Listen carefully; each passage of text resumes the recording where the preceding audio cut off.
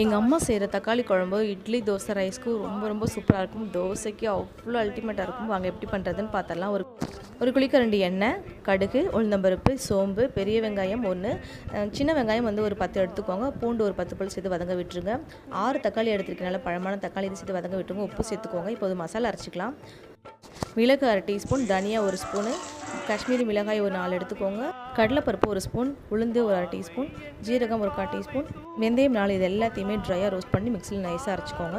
1/4 teaspoon மஞ்சத்தூள், 1 teaspoon sambar பொடி சேர்த்துக்கோங்க. இப்போ அரைச்ச மசாலா சேர்த்து நல்லா மிக்ஸ் பண்ணிவிட்டு 1 டம்ளர் தண்ணி ஊற்றிக்கோங்க. பெரிய டம்ளரில் ஒரு 10 நிமிஷம் மீடியம் ஃப்ளேமில் வச்சு கொதிக்க விடுங்க. ரொம்பவே சூப்பராக இருக்கும் இந்த குழம்பு. ஒரு டைம் செஞ்சிங்கன்னா அடிக்கடி செஞ்சுட்டே இருப்பீங்க. அவ்வளோ சூப்பராக இருக்கும். கொத்தமல்லி தூவி சர்வ் பண்ணுங்கள்.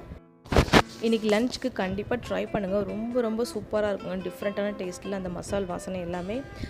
நான் மார்னிங் பிரேக்ஃபாஸ்ட்டுக்கு என்னோடய குழந்தைங்களுக்கு கொடுத்து இது ரொம்பவே சூப்பராக இருக்குமான்னு சொன்னாங்க. நீங்களும் ட்ரை பண்ணுங்கள். தேங்க்யூ.